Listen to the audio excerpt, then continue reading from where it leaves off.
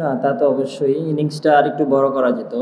হ্যাঁ, আমরা একটা ভালো পজিশনে ছিলাম। বাট ওইখান থেকে একটু হয়তোবা আমরা একটু পিছিয়ে আসি। তাও আলহামদুলিল্লাহ যা হইছে, ইনশাআল্লাহ হয়তোবা কালকের দিন আছে।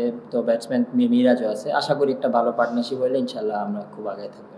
না, এটা অবশ্যই তো মানে রানের জন্যই তো খেলাটা। আমার সবসময় ইচ্ছা থাকে বড় রান করার। তো এখানেও ইচ্ছা ছিল যাতে চান্স আসে তো বড় একটা স্কোর করার। তো আলহামদুলিল্লাহ আমি চেষ্টা করছি যতটুকু মানে আমি টিমের জন্য দিতে পারি, তো আলহামদুলিল্লাহ। না, তেমন কোনো কিছু চেঞ্জ করিনি। তো আমরা আমাদের প্ল্যানেই ছিলাম। তো হয়তোবা অনেকদিন হয়তো ছিল না। বাট ইনশাআল্লাহ সামনে যেরকম প্ল্যানে বা যেরকম আমরা ব্যাটিং করতেছি ইনশাআল্লাহ আস্তে, আস্তে ভালোর দিকে যাবো ইনশাআল্লাহ। না, তা তো অবশ্যই উনি অনেক এক্সপেরিয়েন্স, অনেক সিনিয়র প্লেয়ার। উনার মানে আমাদের তো দেখছি উনি সবসময় রান করে থাকেন। তো অবশ্যই আজকে যেরকম স্টার্টটা করেছিল খুব ভালো দিকে ছিল, ভালো লাগতেছিল। আনফরচুনেট উনি আউট হয়ে যায়। তো ইনশাআল্লাহ নেক্সট ইনিংস বা সামনে আরও খেলা আছে, অবশ্যই ভালো হবে। না, এমন কোনো আক্ষেপ নাই। এখন তো অবশ্য আপনার এমনিও গরম। তারপরে আপনার অবশ্যই ওয়ার্কিং ডে, হয়তোবা মানুষ এর জন্যই আসা হয় না। তো এমন কোনো নেই। আমি তো টিমের জন্য খেলছি বা দলের জন্য যতটুকু পারার আমি করছি। এতে কোনো আক্ষেপ নেই। শিক্ষার্থীরা আসে, তাদের প্রতি কি কোনো ধন্যবাদ থাকবে কিনা আমাদের খেলতে আসে? না, তা তো অবশ্যই। খেলা তো হয়তোবা দর্শকরা মাঠেও এসে দেখে, অনেকে টিভিতে দেখে, সব দিকে। তা তো অবশ্যই যারা দেখছে তাদেরকে মানে বড় ধন্যবাদ জানাই। না, এমন কোনো মানে চিন্তা নিয়ে মাঠে ব্যাটিং করি না। মানে যতটুকু চেষ্টা করি যে বাউন্ডারি, অবশ্যই চান্স আসলে বাউন্ডারি মারার ট্রাই করি। তো কখন কিভাবে খেলতে হয় এটা মাঠে মানে বল যেরকম আসে বল মেরিট অনুযায়ী খেলি। এমন কোনো প্ল্যান নিয়ে মাঠে ব্যাটিং করা হয় না। না, লাস্ট কিছুদিন তো অনেকগুলো টেস্ট ম্যাচ ছিল বা ডিপিএলও খেলছি।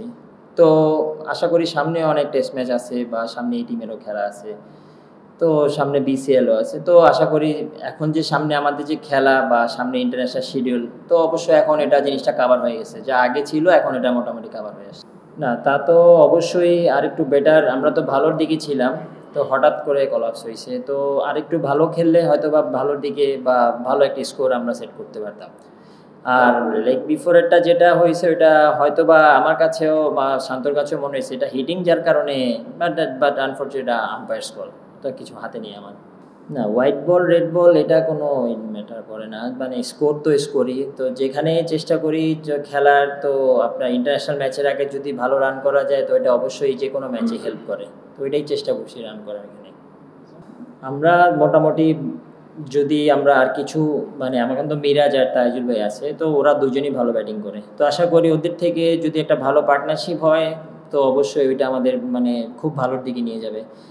তো কালকের দিনটা বলা যাচ্ছে না উইকেটটা কেমন হয়। তো অবশ্যই আমাদের বলাররা যদি ভালো বল করে তো খুব ভালো কামব্যাক করবো আমরা ইনশাল্লাহ। এখন পর্যন্ত গতকালকে আর আজকে আমার কাছে সেমই মনে হয়েছে।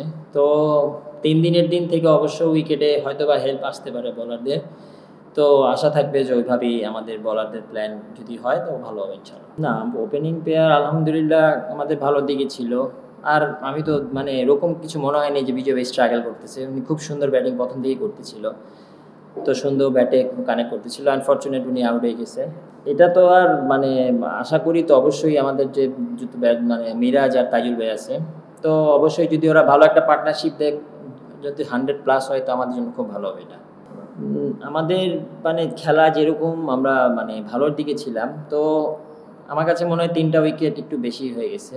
বা আমরা হয়তোবা যদি ওই উইকেটগুলো না হইতো তাহলে অবশ্যই আমরা 100 রান+ লিডে থাকতাম। তো আল্লাহ ভরসা, কালকে ইনশাল্লাহ দেখা যাবে কি হয়। ঠিক আছে, থ্যাংক ইউ ভাই।